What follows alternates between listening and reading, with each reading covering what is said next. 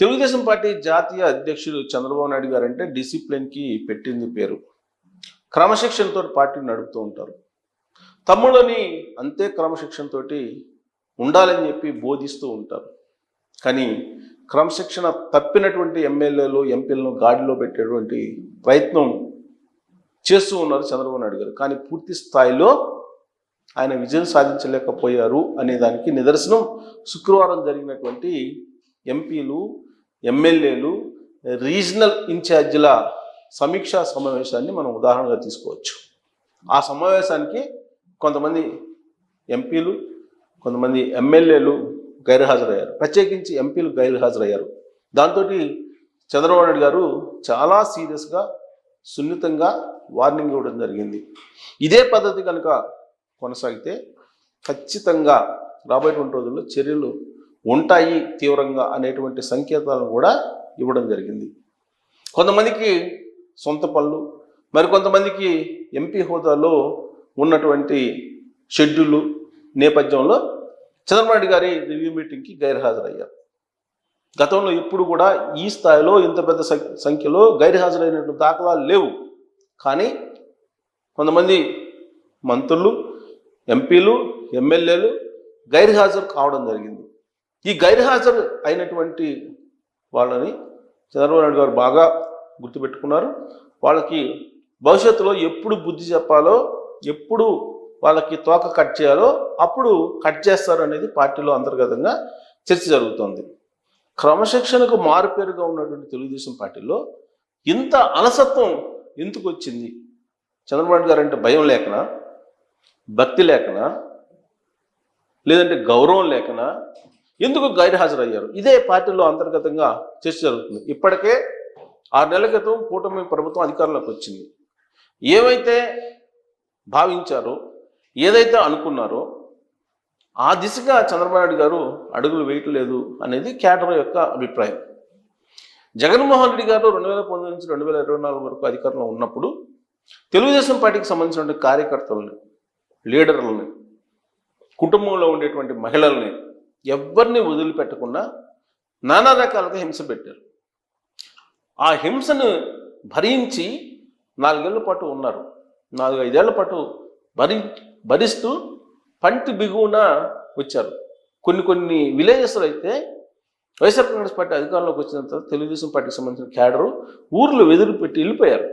మళ్ళీ తెలుగుదేశం పార్టీ అధికారంలోకి వచ్చిన తర్వాత, లేదంటే ఎలక్షన్ ముందు ఎన్నికల సంఘం ఆధీనంలోకి మొత్తం అడ్మినిస్ట్రేషన్ వెళ్ళిపోయిన తర్వాత మళ్ళీ తిరిగి గ్రామాలకు వచ్చి ఎలక్షన్ చేశారు. అంటే ఈ స్థాయిలో ఒక రకమైనటువంటి ప్యానిక్ సిచ్యువేషన్ రాష్ట్రంలో నెలకొన్నటువంటి పరిస్థితుల్లో తెలుగుదేశం పార్టీని కసిగా గెలిపించారు ప్రజలు. క్యాడర్ నిలబడి చేసింది. కానీ ఆ రోజున జగన్మోహన్ రెడ్డి గారి టీము ఎంత ఇబ్బంది పెట్టిందో ఖచ్చితంగా ఆ ఇబ్బంది పెట్టినటువంటి వాళ్ళని శిక్షించాలి అనేది తెలుగుదేశం పార్టీ క్యాడర్లో సహజంగా ఉంటుంది. కానీ దాన్ని ఫుల్ఫిల్ చేయలేకపోతున్నారు చంద్రబాబు నాయుడు గారు అనేటువంటి ఒక అభిప్రాయం ఆయన మీద క్యాడర్లో చాలా బలంగా ఉంది. అయితే ఇదంతా చేయాల్సింది ఎవరు? పొలిటికల్ గవర్నెన్స్ అని చెప్పి చంద్రబాబు గారు చెప్తున్నారు. కానీ పొలిటికల్ గవర్నెన్స్ కనిపిస్తుందా అని అంటే కనిపించట్లా. ఇప్పటికి కూడా వైఎస్ఆర్ కాంగ్రెస్ పార్టీకి సంబంధించిన బినామీలే పవర్ బ్రోకర్స్గా కొంతమంది వ్యవహరిస్తున్నారు అనేది వినిపిస్తుంది. అది జీర్ణించుకోలేకపోతుంది తెలుగుదేశం పార్టీ క్యాడర్. అందుకే చంద్రబాబు నాయుడు గారు పొలిటికల్ గవర్నెన్స్ ఉంటుంది, ఆ పొలిటికల్ గవర్నెన్స్ ఏ విధంగా ఉంటుంది అనేది సమీక్ష సమావేశంలో చెప్పారు. ప్రతి ఎంపీ కూడా ఖచ్చితంగా ఎంపీ పరిధిలో ప్రతి ఎంపీ కాన్స్టిట్యున్సీకి ఒక జిల్లా ఉంది. ఆ జిల్లాలో మొత్తం రాజకీయాల్ని పర్యవేక్షించాలి. క్యాడర్కి అందుబాటులో ఉండాలి ఎంపీలు, అలాగే ఎమ్మెల్యేలు అందుబాటులో ఉండాలి. ఎమ్మెల్యేలను కోఆర్డినేట్ చేసుకోవాలి ఎంపీలు. అలాగే జిల్లా మంత్రి ఉంటారు, జిల్లా ఇన్ఛార్జి మంత్రి ఉంటారు. వీళ్ళు నలుగురు కోఆర్డినేట్ చేసుకొని క్యాడర్ని మీరు సంతృప్తి పరచాలి. అట్ ద సేమ్ టైం గత 7 నెలల నుంచి ప్రభుత్వం చేసినటువంటి కార్యక్రమాలని ప్రజల్లోకి బలంగా తీసుకెళ్ళగలగాలి అనేది ఆయన ఇచ్చినటువంటి దిశానిర్దేశం. ఆ సందర్భంగా గైర్హాజరైనటువంటి ఎంపీలు, ఎమ్మెల్యేలు, మంత్రుల గురించి ఆయన కొన్ని చురకలు కూడా వేయడం జరిగింది. అందరి యొక్క గ్రాఫ్ తన దగ్గర ఉందని చెప్పారు. లాస్ట్లో ఉన్నటువంటి వాళ్ళు ఎవరు అనేది కూడా చెప్పారు. సో ఇప్పటికైనా పద్ధతి మార్చుకోవాలి, ప్రజలకు అందుబాటులో ఉండాలి, మీ సొంత వ్యవహారాలని పక్కన పెట్టి ప్రభుత్వం పార్టీ కోసం పనిచేయాలి అని ఆయన ఒక హితబోధ చేయటం జరిగింది. రాబోయేటువంటి రోజుల్లో ఇదే తరహాలో ఉంటే కఠినంగా చర్యలు తీసుకుంటామని కూడా చెప్పారు. అంటే మంత్రి పదవులు ఊడిపోతాయి అని చెప్పారు. యాక్చువల్గా సీనియర్ మంత్రులు కొంతమంది ఉన్నప్పటికీ కూడా దాదాపు 18 మందిని కొత్త వాళ్ళని క్యాబినెట్లో తీసుకోవడం జరిగింది. మరి ఈ 18 మంది చురుగ్గా పనిచేయాలి కదా, యంగ్స్టర్స్ కదా, కొత్త రక్తం కదా, ఆ స్థాయిలో పనిచేస్తారని చెప్పి అవకాశం ఇచ్చాం. కానీ మంత్రులుగా వాళ్ళ బాధ్యతలు స్వీకరించిన తర్వాత ఆ స్థాయిలో పనిచేయలేకపోతున్నారు అనేటువంటి అభిప్రాయాన్ని చంద్రబాబు నాయుడు గారు వ్యక్తం చేశారు. మంత్రులుగా అవకాశం వచ్చినటువంటి వాళ్ళేమో పనిచేయట్లా, అవకాశం ఇవ్వనటువంటి వాళ్ళేమో తమకు మంత్రి పదవి రాలేదని చెప్పి భావిస్తూ ఉన్నారు. ఇది పార్టీకి అంత పాజిటివ్ సంకేతాలు ఇవ్వట్లేదు. కాబట్టి మంత్రులు యాక్టివ్గా పనిచేయాలి, ఎంపీలు యాక్టివ్గా పనిచేయాలి, కేంద్ర ప్రభుత్వం రాష్ట్ర ప్రభుత్వం మధ్య సమన్వయకర్తలుగా వ్యవహరించాలి, ఆయా జిల్లాల్లో ఉన్నటువంటి సమస్యల్ని ఐడెంటిఫై చేసి ఆ సమస్యల పరిష్కారం కోసం పనిచేయడంతో పాటు ప్రభుత్వం ఇప్పటి వరకు 6 నెలల్లో ఏం చేసింది అనే దాని మీద చర్చ జరగాలి. ఆ చర్చను జరిపేటువంటి బాధ్యత కూడా ఎంపీలు, ఎమ్మెల్యేలు, మంత్రులు, ఇన్ఛార్జి మంత్రుల మీద ఉంది అని చెప్పి చంద్రబాబు నాయుడు గారు చాలా క్లియర్గా చెప్పడం జరిగింది. ఇంత ఇంపార్టెంట్ మీటింగు ఒక జాతీయ అధ్యక్షుడు, రాష్ట్రానికి ముఖ్యమంత్రి రివ్యూ మీటింగ్ పెడితే అంతకంటే ఇంపార్టెంట్ మీటింగ్ ఏముంటుంది అని చెప్పి గైర్హాజరు అయినటువంటి వాళ్ళని ప్రశ్నించారు. ఆయన ఒక రకంగా సీరియస్ అయ్యారు, మండిపడ్డారు. ఇక నుంచి ఇలాంటి గైర్హాజరు అనేది పునరావృతం కాకూడదు అని హెచ్చరించారు.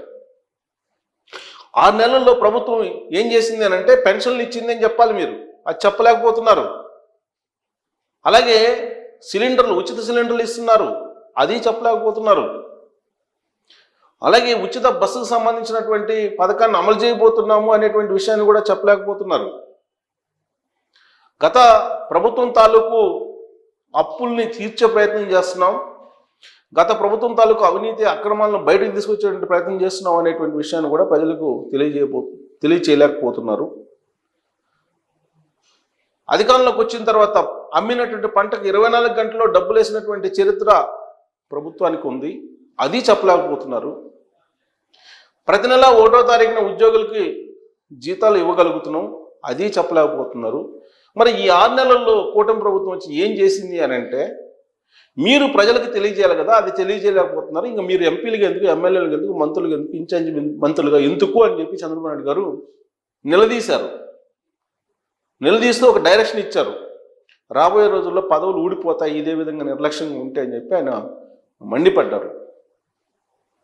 అంటే ఆయన ఆల్రెడీ 95 సీఎంని చూస్తారు, 95లో ఏ విధంగా అయితే వేగంగా ముందుకెళ్ళానో ఆ విధంగా వెళ్ళాలి అనేటువంటిది ఆయన ఆలోచన. బహుశా 95 చంద్రబాబు నాయుడు గారికి బయటకు వస్తే సగం క్యాబినెట్ ఖాళీ అయ్యేటువంటి అవకాశం ఉంది. అంటే వాళ్ళ పనితీరు బాగలేదని చెప్పి చంద్రబాబు నాయుడు గారే రివ్యూ మీటింగ్లో చెప్పడం జరుగుతుంది. అలాగే ఎంపీల యొక్క గ్రాఫ్ దారుణంగా ఉంది, కేంద్ర ప్రభుత్వానికి రాష్ట్ర ప్రభుత్వానికి మధ్య సమన్వయం చేసుకోవట్లేదు అనేది కూడా ఆయన వ్యక్తం చేశారు. ఇక ఎమ్మెల్యేలు ఎవరి పనిలో వాళ్ళు, ఎవరి వ్యాపారాల్లో వాళ్ళు ఉన్నారు. బట్ ప్రజాసేవని అనేది గుర్తుపెట్టుకోండి, పొలిటికల్ గవర్నెన్స్ అనేది ఎలా ఉండాలి అనేది కూడా నిరూపిస్తానని చెప్పి ఆయన చెప్పారు. మీరందరూ సహకరించాలని చెప్పి ఆయన దిశానిర్దేశం చేస్తూ భవిష్యత్తులో చాలా వేగం పెంచాలి పరిపాలనలో, ప్రభుత్వం చేసినటువంటి ప్రతి కార్యక్రమాన్ని ప్రజల మధ్యకు బలంగా తీసుకెళ్లాలి అనేటువంటి ఒక దిశానిర్దేశం చేసినటువంటి క్రమంలో గైర్హాజరైనటువంటి ఎంపీలు, ఎమ్మెల్యేలు, మినిస్టర్లు, ఇన్ఛార్జి మంత్రుల్ని రాబోయేటువంటి రోజుల్లో చంద్రబాబు నాయుడు గారు ఎలా ట్రీట్ చేసేటువంటి అవకాశం ఉంది వాళ్ళ పట్ల అనే దాని మీద కామెంట్ రూపంలో మీ అభిప్రాయం తెలియజేయచ్చు. Thank you very much.